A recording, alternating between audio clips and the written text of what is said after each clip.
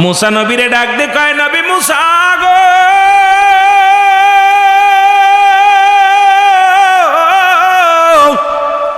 কোথায় যাও গো নবী মুসা? মুসা নবী ডাক দে বলে প্রতিবন্ধীরা যায় রব্বে কারিমের সঙ্গে সাক্ষাতে। কয় ডাক দে কয় নবী মুসা রে আমি একটা নালিশ দিব, নালিশটা কি নিবা? কি নালিশ দিবা?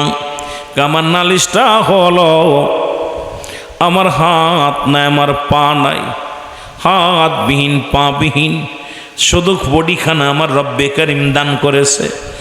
এ নবী মুসা তুমি আমার আল্লাহরে জিগাইবানি রে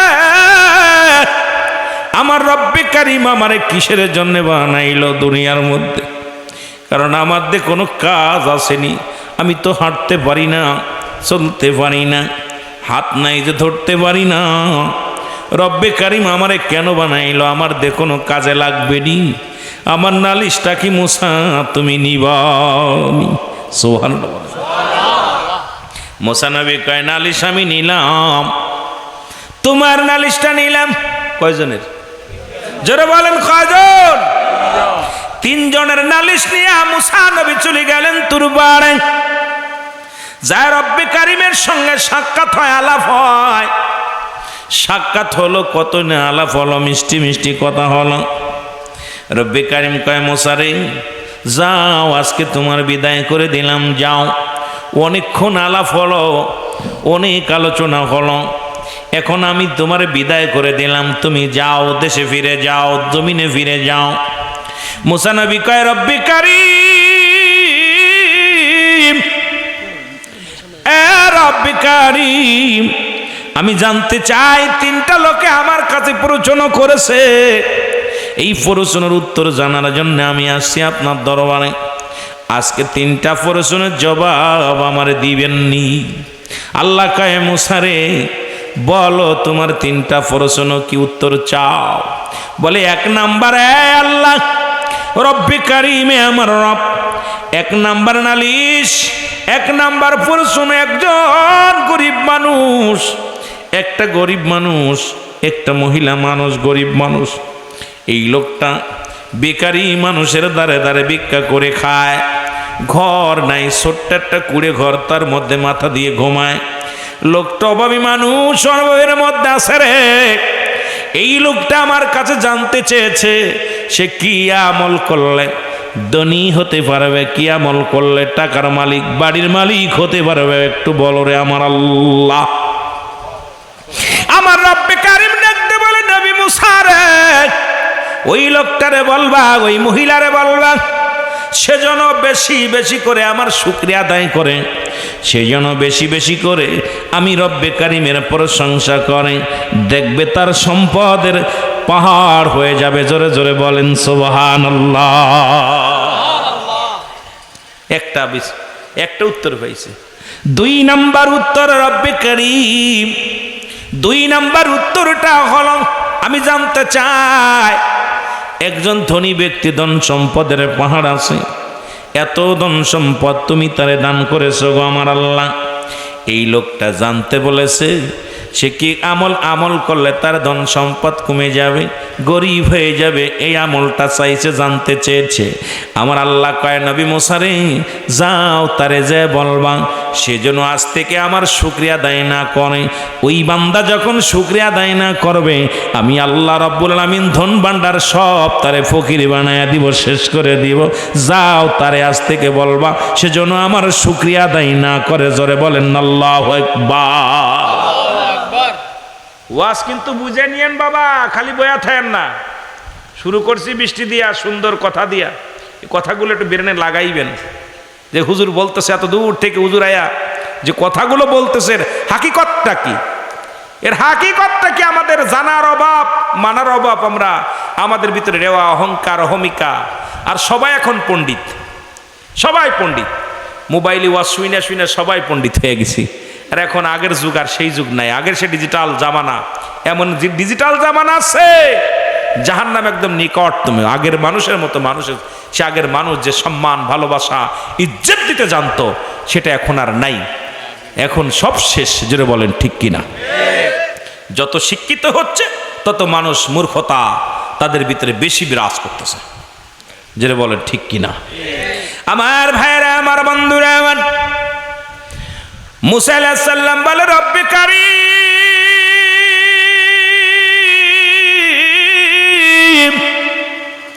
আর একটা নালিশ, আর একটা উত্তর চাই, প্রশ্নের উত্তর চাই। আল্লাহ কই বলো। বলে 3 নাম্বার হলো আসার সময় দেখি একজনের হাত নাই, পা নাই, ধোলার মধ্যে ঘোরাঘুরি করে, জিকির করে সুবহানাল্লাহ আলহামদুলিল্লাহ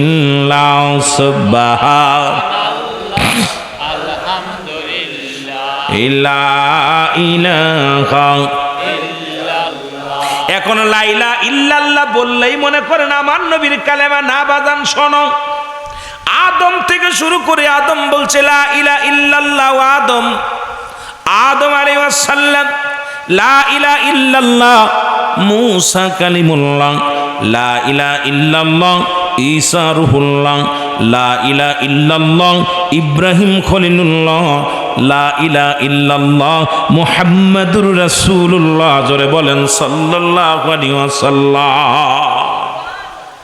সব নবী লা ইলাহা, নাই কোনো ইলা ইল্লাল্লাহু এক আল্লাহ ছাড়া। আমি আদম আল্লাহর পয়গম্বর, আমি ইব্রাহিম আল্লাহর পয়গম্বর, আমি মূসা আল্লাহর পয়গম্বর, আমি ঈসা আল্লাহর পয়গম্বর, আমি মুহাম্মাদুর রাসূলুল্লাহ সাল্লাল্লাহু আলাইহি ওয়াসাল্লাম আল্লাহর পয়গম্বর। সুবহানাল্লাহ বলেন না? সুবহানাল্লাহ, আরো জোরে। আদম থেকে শুরু করেছে। আমার ভাইরা, আমার বন্ধুরা, আমার আল্লাহ বলেন মুসা কি বলতে চাও বলো। বলে রব্বে কারীম, আপনি এই লোকটারে কেন বানাইছেন একটু জানতে চাই আমি। লোকটা তো আমার কাছে জানতে চেয়েছে, আমি কি বলবো। আল্লাহ বলে যাও রে মুসা যাও, ওই প্রতিবন্ধী যার হাত নাই, পা নাই, তারে যে বলো আমি তারে দুনিয়ায় বানাইলাম, জাহান্নামের মধ্যে কিছু ছিদ্রা থাকবে, ফুটা থাকবে, ওই জাহান্নামের ছিদ্রাগুলো বন্ধ করার জন্য তারে বানাইছি। আল্লাহু আকবার বলেন না? জাহান্নামের ছিদ্রা বন্ধ করবে, এই কথা হই না সুবহানাল্লাহ আসে? আহা, মুসা নবী ডাক দিয়ে বলে রব্বে কারীম,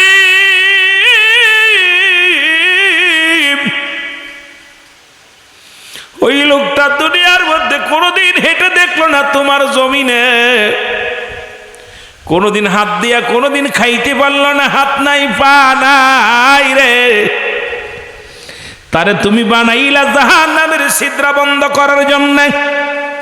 এই কথা আমি কেমনে বলবো? এই লোকটার যদি শোনে এই কথা, সে তো পাগল হয়ে যাবে। রব্বে কারীম, আমার আল্লাহ কয় মুসা রে যাও, তুমি জানতে চেয়েছো, যায়া বলো তাদের, যায়া বলো। জোরে জোরে চিল্লায় বলা যাবে না মারহাবা। যাও।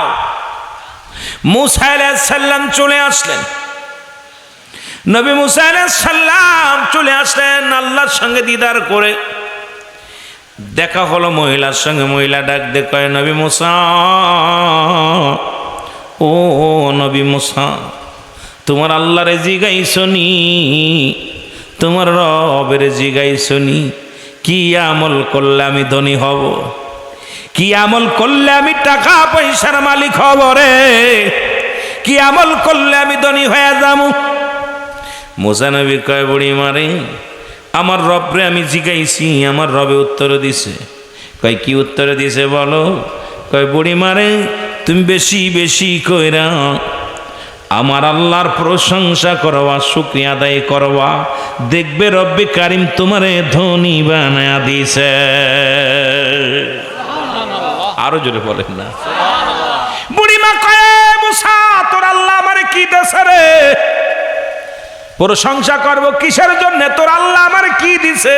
মানুষের কাছে হাত পেতে খায়, মানুষের দ্বারে দ্বারে ঘুরি, নাই বাড়ি, নাই ঘর, নাই কোনো জমা জমি, কি প্রশংসা করব? সঙ্গে সঙ্গে তুমুল বেগে একটা ঝড় আসলো। ঝড় আসিয়া বুড়ি যেখানে কুড়ে ঘরের মধ্যে থাকতো ঘরটা ভেঙে গেল, একদম তছনছ হয়ে গেল। মুসা নবীর কাছে যা ডাক দে বলে, নবী মুসা রে, আমারে মাফ করে দেয় যেন আমার আল্লাহ। সারাদিন ভিক্ষা করে খাইতাম, সারাদিন চেয়ে চিনতে খাইতাম, রাতটা যখন গভীর হয়ে যেত এই কুড়ের মধ্যে আসিয়া মাথা ঠেকায়া ঘুমাইতাম। এরে নবী মুসা রে, সেই ঘর কুড়ে ঘরটা যখন উড়ে গেছে আমি থাকবো কোথায়? আমি রব্বে কারিমের শুকরিয়া আদায় করব না, ফরমানি করব না? যখন আলহামদুলিল্লাহ বলার সঙ্গে সঙ্গে রব্বে কারিম তার দরিদ্রতার খাতা থেকে নামটা কেটে দিছে। জোরে বলেন সুবহানাল্লাহ।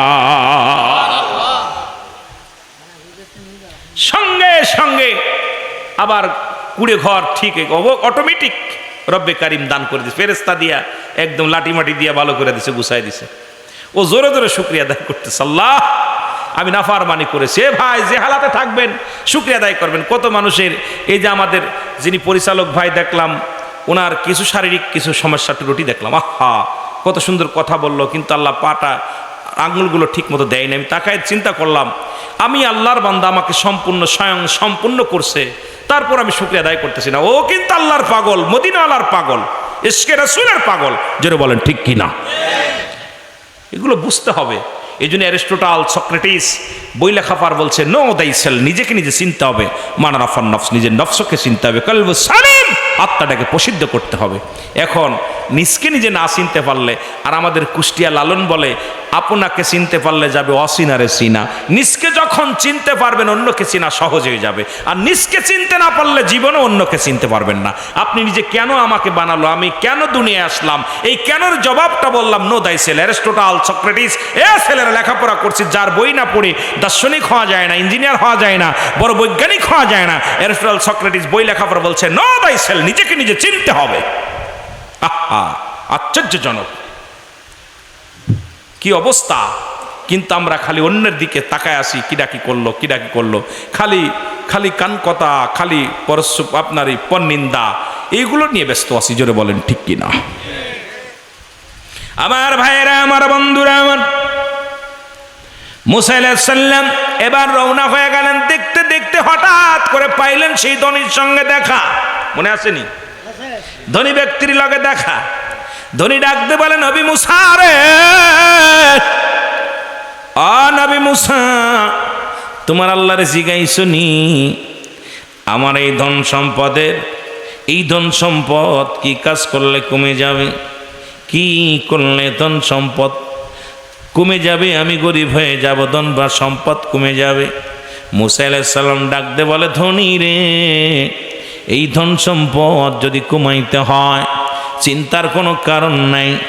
আমার রব্বে কারিম বলছে আজ থেকে তার শুকরিয়া আদায় করবা না, দেখবা তোমার ধন সম্পদ কমে যাবে। ধনী ডাকতে বলে, নবী মুসা রে, আমারে কি পাগল পাইছনি?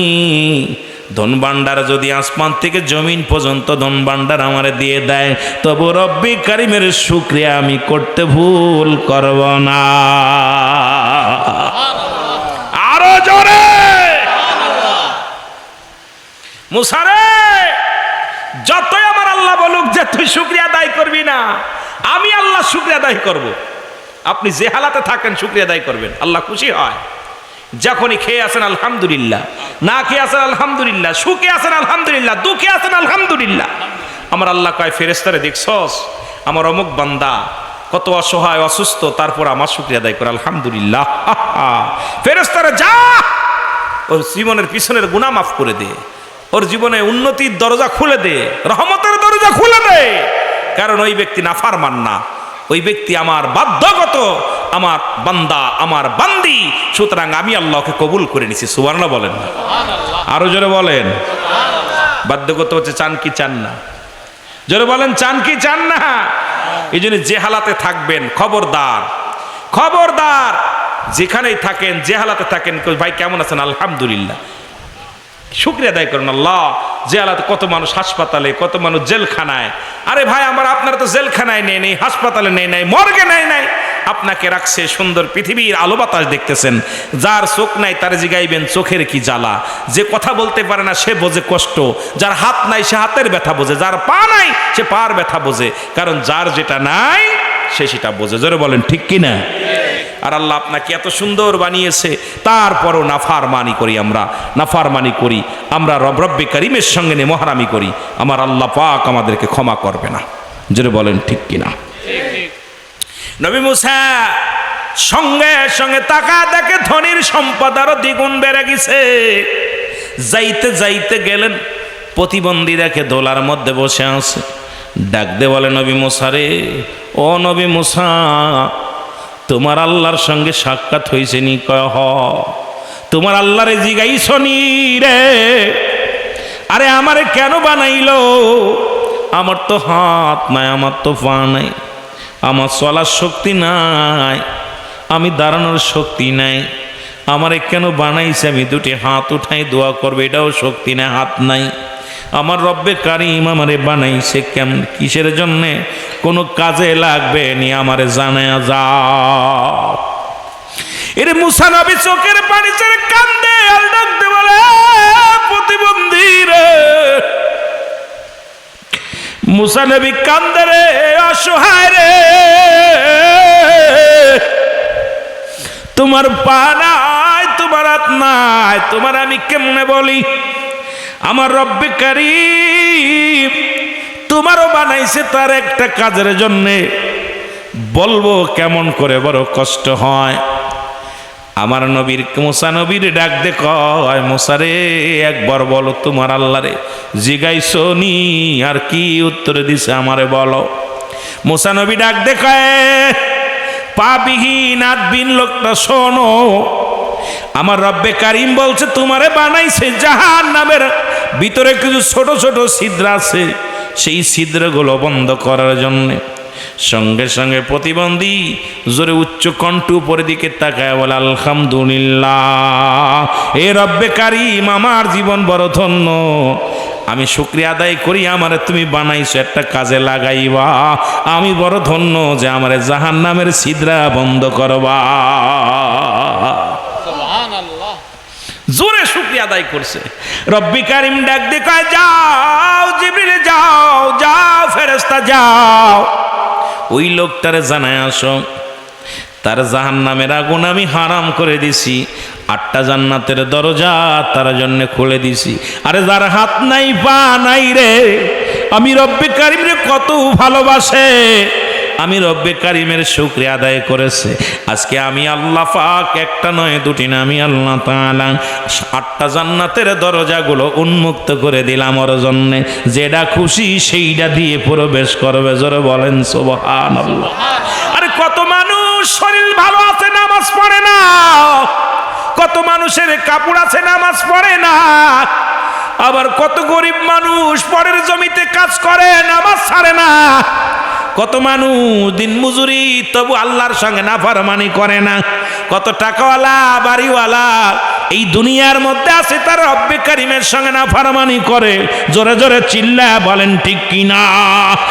একটু জোরে জোরে চিল্লায় বলেন আল্লাহু আকবার।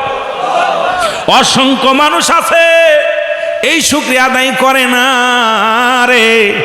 আরে আল্লাহর যদি প্রিয় হইতে চাও বেশি করে বেশি করে শুকরিয়া আদায় করো। আজকে মিলাদুন নবীর মাহফিল, রব্বে কারিম পবিত্র জশ্নে জুলুস ঈদে মিলাদুন নবীর মাহফিলে আমরা বসেছি। এ মুসলমান, ঈদ মানে আনন্দ, মিলাদ মানে জন্ম বৃত্তান্ত। জোরে বলেন মারহাবা।